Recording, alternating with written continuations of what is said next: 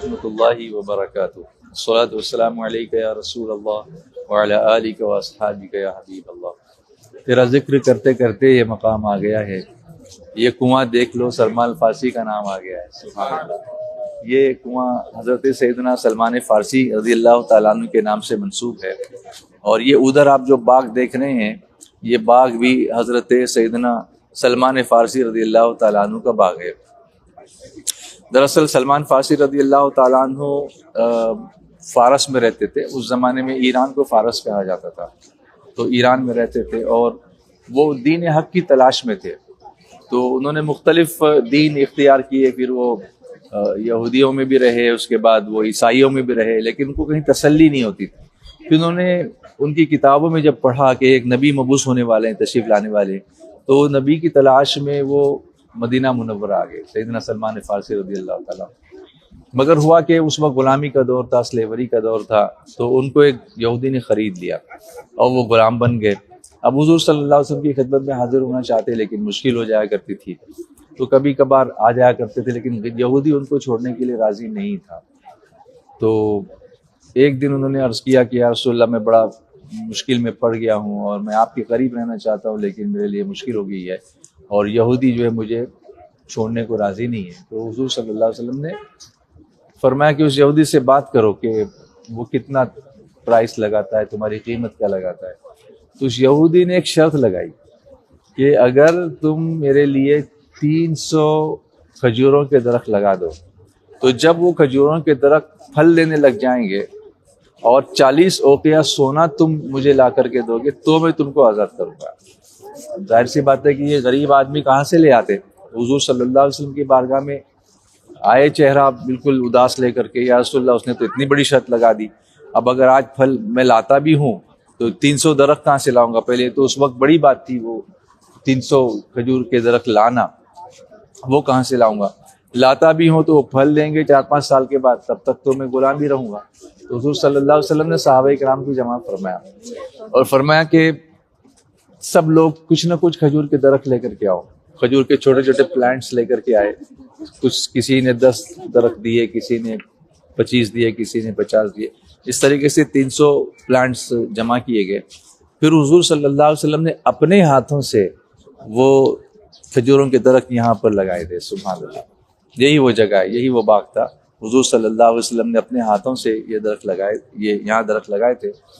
और फिर ये हुआ कि मोजिज़ा ये जाहिर हुआ दस्ते मुस्तफ़ा का, आज जिस समत उठा गनी कर दिया, हाथ जिस समत उठा गनी कर दिया, मौज बहरे समाहत पे लाखों सलाम।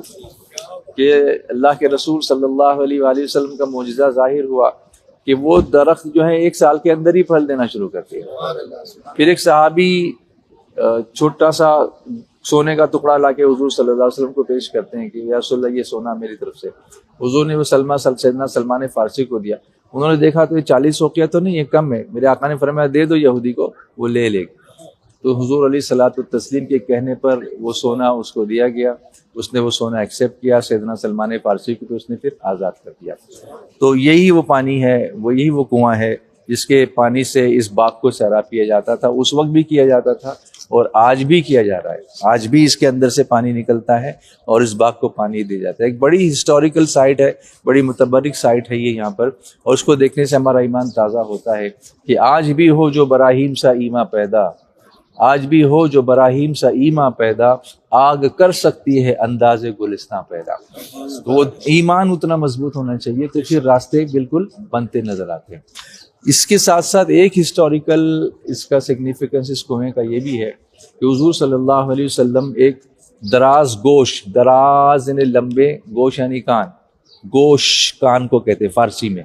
गोश्त नहीं, त नहीं, उसमें सिर्फ गोश है, गोश। तो उस पर सवारी फरमाया करते थे। गधा था जिसको हम लोग गधा कहते हैं, गधे पर सवारी फरमाया करते थे। वो गधा असल में खैबर की जंग से हुज़ूर सल्लल्लाहु अलैहि वसल्लम के पास तोहफे में आया था और हुज़ूर उस पर कभी कभी सवार हुआ करते थे। वो बहुत मोहब्बत करता था जानवर। आला हज़रत फरमाते हैं ना कि अपने मौला की है बस शान अजीम, जानवर भी करें जिनकी ताज़ीम, संग करते हैं अदब से तस्लीम, पेड़ सजदे में गिरा करते हैं। तो वो गधा बहुत मोहब्बत करता था, हुज़ूर उस पर सवारी करते थे।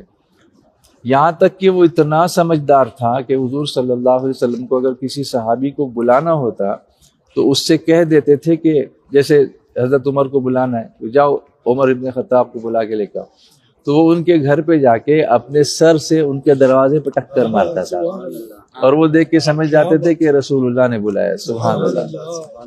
तो हुजूर का जब विसाल हुआ, सहाबा की तो दुनिया ही बदल गई थी कि गमों का पहाड़ उन पर टूट पड़ा था और बहुत ही बेचैनी की कैफियत थी। तो इस दराज गोश पर भी वो कैफियत तारी हो गई थी और फिर वो मदीने की गलियों में भटकता फिरता था जैसे रसूलुल्लाह को ढूंढ रहा हो कि मेरे आका कहाँ चले गए। फिर एक दिन गमों की ताब नहीं लाकर वो यहाँ आया और उसने इस कुएं में गिर कर अपनी जान दे दी। करूं तेरे नाम पे जान फिदा, न बस एक जान दो जहां पे फिदा, दो जहां से भी नहीं जी भरा, करूं क्या करोड़ों जहां नहीं, हबीब खुदा का नज़ारा करूं मैं, दिलो जान उन पर निसारा करूं मैं, एक जान क्या है अगर हों करोड़ों, तेरे नाम पर सबको वारा करूं मैं। ये जानवर भी हमें पैगाम देते हुए नजर आते हैं। तो दो सिग्निफिकेंस हुए और तीसरा जो उस तरफ जो छोटा सा वो हिस्सा दिख रहा है कोने में, तो ये बैतुल हुज़्न का हिस्सा है। बैतुल हुज़्न ने सैयदना इमाम ज़ैनुल आबिदीन करबला के बाद जब यहाँ तशरीफ़ लाए थे तो यहाँ रहते थे, कुछ दिन यहाँ भी रहे आप और यहाँ रोते रहते थे हमेशा। तो हुज़्न के माने गम है, तो उस गम की निस्बत से इस जगह को बैतुल हुज़्न कहा गया। तो ये तारीख़ी मकामात हमने देखे मदीना मुनव्वरा के।